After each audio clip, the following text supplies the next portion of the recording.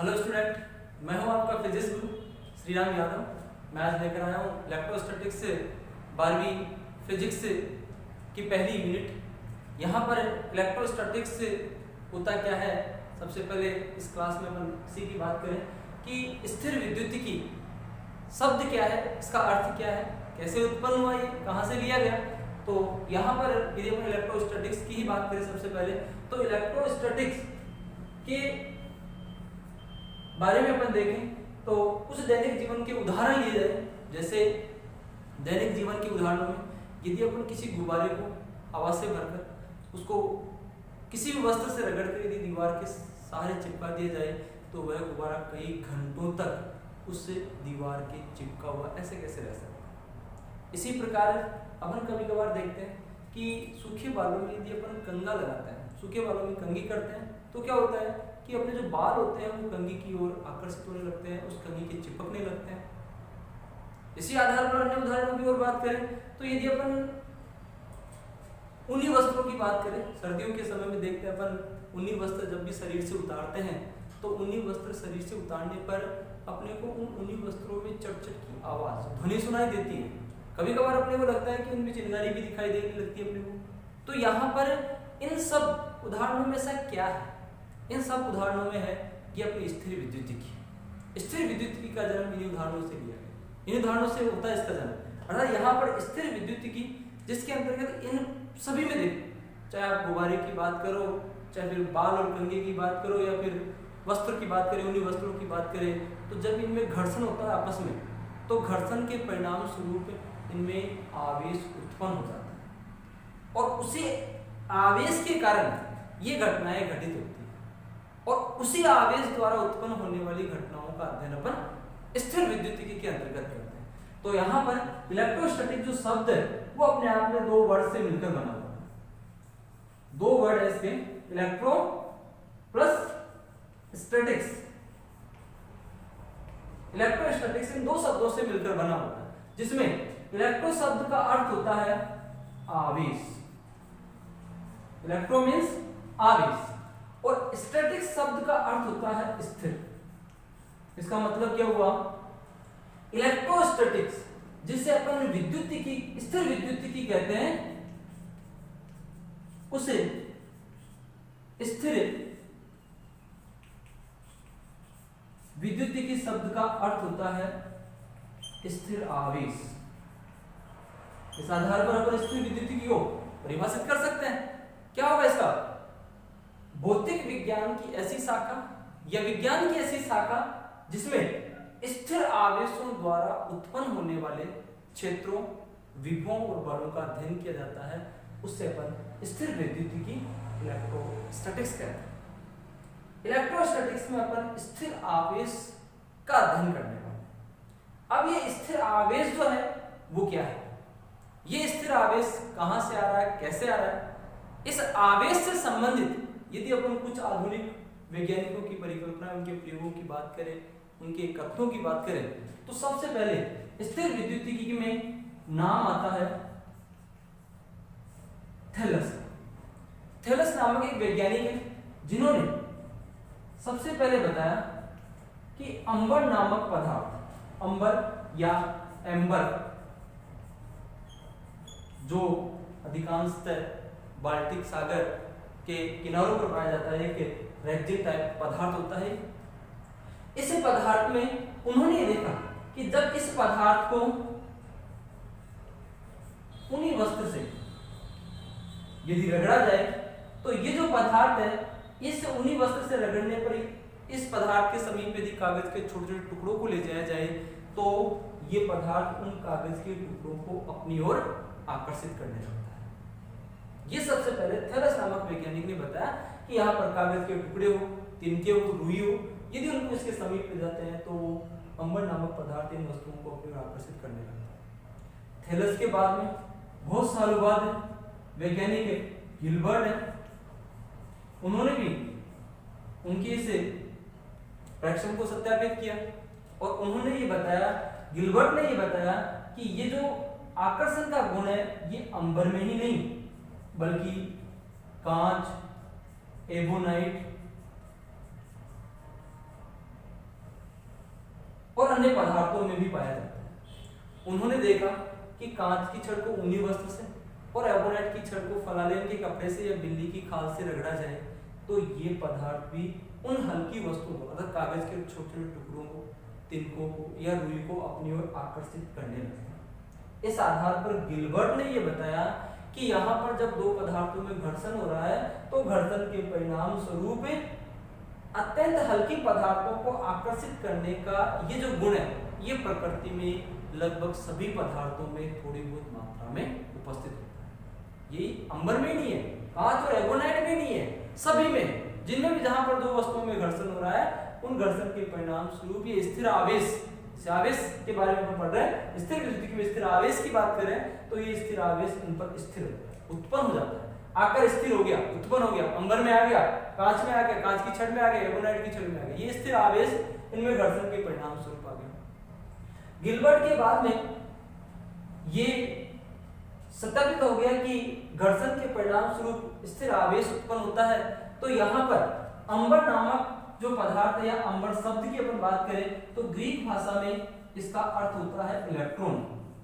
सबसे पहले अंबर नामक पदार्थ में ये गुण देखा गया, थैलेस नामक वैज्ञानिक के द्वारा बताया गया। तो इस अंबर का अर्थ होता है इलेक्ट्रॉन।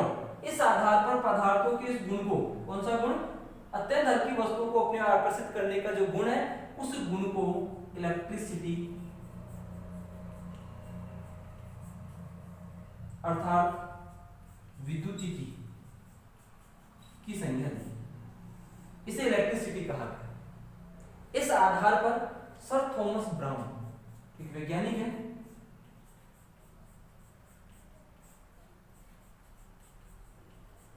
सर थॉमस ब्राउन, जिन्होंने आवेश को परिभाषित किया। इस आधार पर, इन प्रेक्षणों के आधार पर उन्होंने आवेश को परिभाषित किया और उन्होंने बताया कि विद्युत आवेश एक ऐसी अज्ञात ऊर्जा है जो अत्यंत पदार्थों में अत्यंत हल्की वस्तुओं को अपनी ओर आकर्षित करने का गुण उत्पन्न करती है। तो विद्युत आवेश होता क्या है, इसके बारे में सर थॉमस ब्राउन और इन प्रेक्षणों से भी यही स्पष्ट हुआ कि यहाँ पर अत्यंत हल्की वस्तुओं में आकर्षण का जो गुण है, उस गुण की जो ऊर्जा है उसे अपन विद्युत आवेश कह रहे हैं। और ये जो विद्युत आवेश है ये वो स्थिर आवेश ही है जो इन पदार्थों में स्थिर अवस्था में आ गया। कहाँ से आ गया, जब इन पदार्थों को आपस में रगड़ा जा रहा है, एक दूसरे से रगड़ा जा रहा है, तो घर्षण के परिणाम स्वरूप ये स्थिर आवेश उन पर उत्पन्न हो गया। तो यहाँ पर इसे अपन घर्षण विद्युतिकी कह सकते हैं, क्योंकि घर्षण के परिणाम स्वरूप ये आवेश उत्पन्न हो रहा है। तो इसे अपन स्थिर विद्युतिकी का एक दूसरा प्रकार कह सकते हैं, इसे घर्षण विद्युतिकी कहा जा सकता है। इसमें स्थिर आवेशों द्वारा उत्पन्न होने वाले विद्युत क्षेत्रों का अध्ययन किया गया है। तो इलेक्ट्रोस्टैटिक्स शब्द जो है उसका अर्थ यहाँ से। फिर विद्युत आवेश क्या है, विद्युत आवेश अपना जो पहला चैप्टर एनसीईआरटी बुक का पहला लेसन अपना स्थिर आवेश के संबंध में है, जिसका नाम है electric charge and electric field. पहला चैप्टर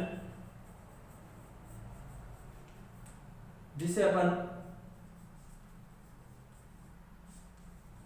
कह रहे हैं यहाँ पर विद्युत आवेश एवं विद्युत क्षेत्र, electric charge and electric field, ये पहला लेसन अपना एनसीईआरटी का, जिसमें सबसे पहले अपन बात कर रहे हैं इलेक्ट्रिक चार्ज। इलेक्ट्रिक चार्ज होता क्या है, यही पढ़ा आपने अभी तक। इलेक्ट्रोस्टैटिक शब्द के अर्थ में भी बताया गया कि विद्युत आवेश होता क्या है। विद्युत आवेश एक ऐसी ऊर्जा है जो पदार्थों में अत्यंत हल्की वस्तुओं को आकर्षित करने का गुण उत्पन्न करती है। यही इसकी परिभाषा। विद्युत आवेश को परिभाषित कीजिए, विद्युत आवेश क्या होता है, तो क्या परिभाषा इसके अंदर, विद्युत आवेश एक ऐसी ऊर्जा है जो पदार्थों में अत्यंत हल्की वस्तुओं को आकर्षित करने का गुण उत्पन्न करती है, उसे अपन विद्युत आवेश कह सकते हैं। ये परिभाषा सर थॉमस ब्राउन के अनुसार दी। अब इलेक्ट्रिक चार्ज के बारे में अपन ने पढ़ लिया, तो इलेक्ट्रिक चार्ज के प्रकार भी देख लें। इलेक्ट्रिक चार्ज के टाइप्स क्या है, वैज्ञानिक बेंजामिन फ्रैंकलिन, जिन्होंने विद्युत आवेश का नामकरण किया। वैज्ञानिक का नाम है बेंजामिन फ्रैंकलिन, जिन्होंने आवेश के दो प्रकार बताए, धनावेश और ऋणावेश, पॉजिटिव आवेश और नेगेटिव आवेश। ये पॉजिटिव और नेगेटिव चार्ज आवेश के दो प्रकार हैं जो बेंजामिन फ्रैंकलिन के अनुसार दिए गए। उनके आधार पर उनका जो नामकरण है उन्होंने अपने एक प्रेक्षण के आधार पर किया। उनका जो प्रयोग था उस प्रयोग के अंतर्गत देखें तो सबसे पहले उन्होंने अपने पहले प्रेक्षण में दो कांच की छड़ें ली। एक कांच की छड़ को ऊनी वस्त्र से रगड़ा और ऊनी वस्त्र से रगड़कर उसे किसी स्वतंत्र आधार से स्वतंत्रतापूर्वक लटका दिया। दूसरी कांच की छड़ को भी ऊनी वस्त्र से रगड़कर जब उस लटकी हुई कांच की छड़ के समीप लाया गया तो यहाँ पर ये देखा गया कि ये दोनों छड़ एक दूसरे को प्रतिकर्षित करती है, अर्थात यहाँ पर इन दोनों छड़ों में प्रतिकर्षण होता है। और ये दोनों छड़ें यहाँ पर कांच की छड़, इन दोनों कांच की छड़ों को ऊनी वस्तु से रगड़ा गया और एक दूसरे के समीप लाया गया तो इनमें प्रतिकर्षण का गुण पाया गया। दूसरे प्रेक्षण में उन्होंने कांच की छड़ के स्थान पर एबोनाइट की छड़ ली। एक एबोनाइट की छड़ को फलालेन के कपड़े या बिल्ली की खाल से रगड़कर स्वतंत्रतापूर्वक लटका दिया गया और दूसरी एबोनाइट की छड़ को बिल्ली की खाल या फलालेन के कपड़े से रगड़कर उसके समीप लाया गया तो यहाँ पर देखा गया कि इन दोनों छड़ों में भी प्रतिकर्षण का गुण पाया। एबोनाइट की छड़, अर्थात यदि दो एबोनाइट की छड़ों को फलालेन के कपड़े या बिल्ली की खाल से रगड़कर एक दूसरे के समीप लाते हैं तो उनमें भी प्रतिकर्षण का गुण पाया गया। तीसरे प्रेक्षण के अंतर्गत उन्होंने एक कांच की छड़ और एक एबोनाइट की छड़ ली। एक कांच की छड़ को ऊनी वस्त्र से रगड़कर स्वतंत्रतापूर्वक लटका दिया गया और दूसरी एबोनाइट की छड़ को बिल्ली की खाल या फलालेन के कपड़े से रगड़कर उसके समीप लाया गया। एबोनाइट की छड़ को इसके समीप लाया गया तो यहाँ पर देखा गया कि इन दोनों छड़ों में यहाँ पर आकर्षण का गुण पाया, अर्थात जब कांच की छड़ को ऊनी वस्त्र से और एबोनाइट की छड़ को बिल्ली की खाल से रगड़कर एक दूसरे के समीप लाया गया तो क्या पाया गया, उन दोनों में आकर्षण का गुण पाया गया। तो यहाँ पर इन तीनों प्रेक्षणों से ये स्पष्ट हो रहा है कि जो कांच की छड़ और एबोनाइट की छड़ है उन दोनों छड़ों पर अलग अलग प्रकार का आवेश है। यदि समान प्रकार का आवेश होता तो उस अवस्था में यहाँ पर भी इन दोनों में प्रतिकर्षण होना चाहिए, लेकिन यहाँ पर आकर्षण हो रहा है। इन दोनों अवस्थाओं में यहाँ पर प्रतिकर्षण का गुण पाया गया। तो इस आधार पर यहाँ पर बेंजामिन फ्रैंकलिन ने आवेश के दो प्रकार बताए। कांच की छड़ पर उपस्थित जो आवेश है उसे उन्होंने धनावेश नाम दिया और एबोनाइट की छड़ पर उपस्थित जो आवेश है उस पर उन्होंने ऋणावेश नाम दिया। तो इस आधार पर आवेश के दो प्रकार हुए, धनात्मक आवेश और ऋणात्मक आवेश। धनात्मक आवेश कांच की छड़ पर उपस्थित आवेश और ऋणात्मक आवेश एबोनाइट की छड़ पर उपस्थित आवेश। तो इस आधार पर विद्युत आवेश के दो प्रकार, धनात्मक आवेश और ऋणात्मक आवेश।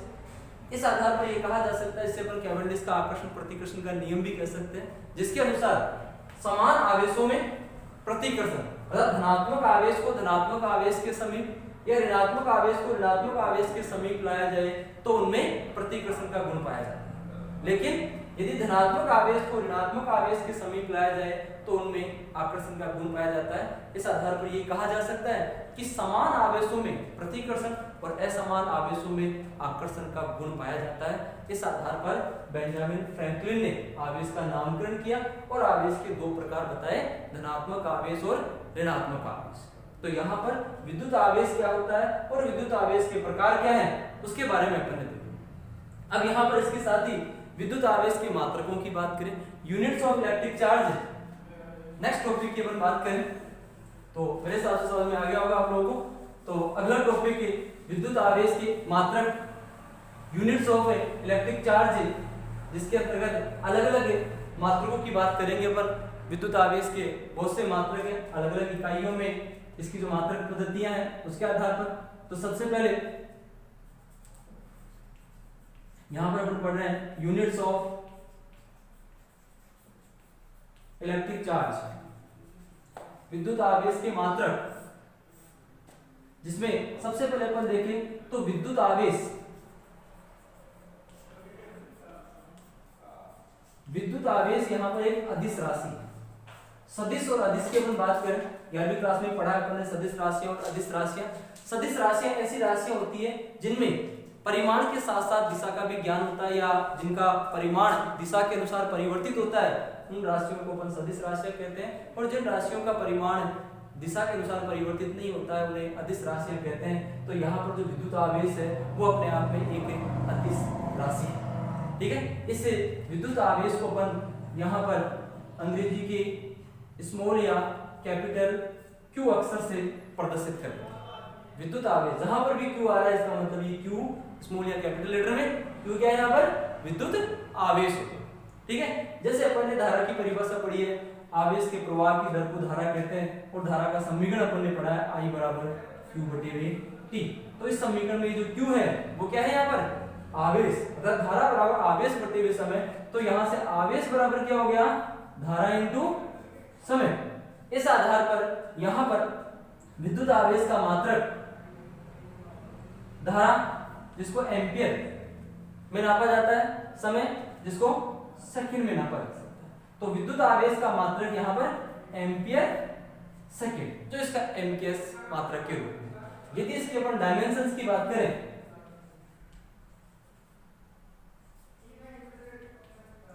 विद्युत आवेश की विमा, तो विद्युत आवेश की विमा यहां पर इसी समीकरण से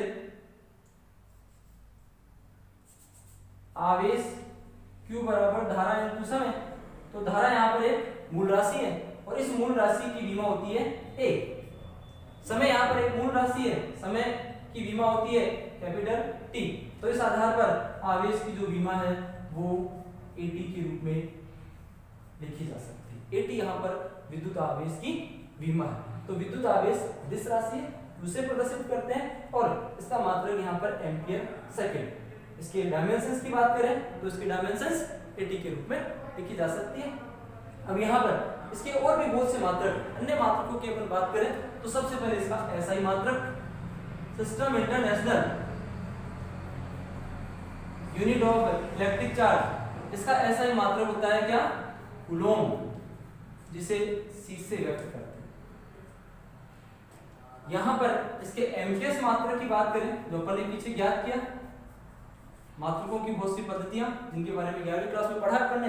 तो यहाँ पर एमकेएस मात्रक एम्पियर इंटू सेकेंड, ये एमकेएस SI पद्धति के तुल्य होती है। तो यहाँ पर इन दोनों मात्रकों के जो परिमाण है वो एक दूसरे के तुल्य होते हैं। अगर एक कूलोम एक एम्पियर सेकंड के बराबर होता है, ये दोनों मात्रक हमेशा एक दूसरे के इक्विवेलेंट होते हैं।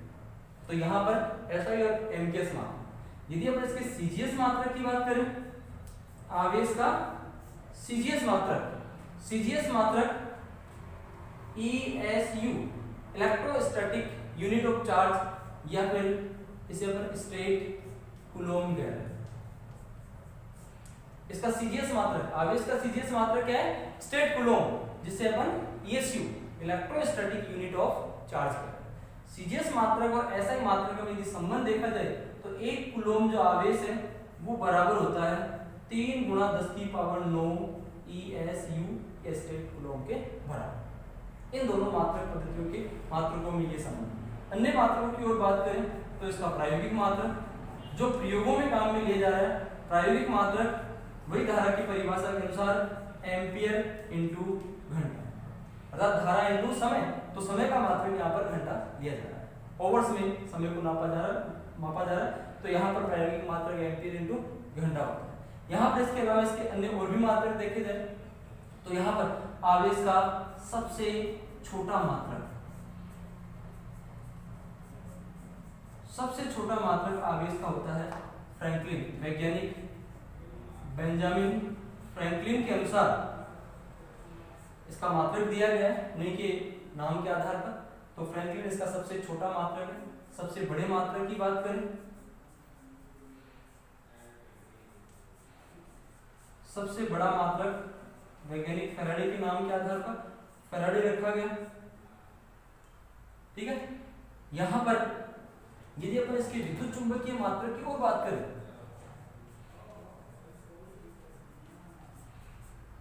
विद्युत चुंबकीय मात्रक आवेश का क्या होता है, तो वो होता है electromagnetic unit of charge, EMU से जिसे हम प्रदर्शित करते हैं। और यहाँ पर एक ईएमयू जो होता है वो 10 कूलम के बराबर होता है। और यहाँ से ईएसयू में संबंध लिखा जा सकता है 3 × 10⁹ ईएसयू। तो ईएमयू और ईएसयू में ये संबंध भी निकाला जा सकता है। तो यहाँ पर स्टूडेंट्स अपन ने आज की क्लास में पढ़ा है स्थिर विद्युतिकी में स्थिर आवेश क्या होता है, स्थिर विद्युतिकी क्या होती है, आवेश के साथ में आवेश क्या है, आवेश के प्रकार कौन कौन से हैं, आवेश के प्रकारों के साथ में आवेश के मात्रक कौन कौन से हैं। तो आज की क्लास के लिए धन्यवाद।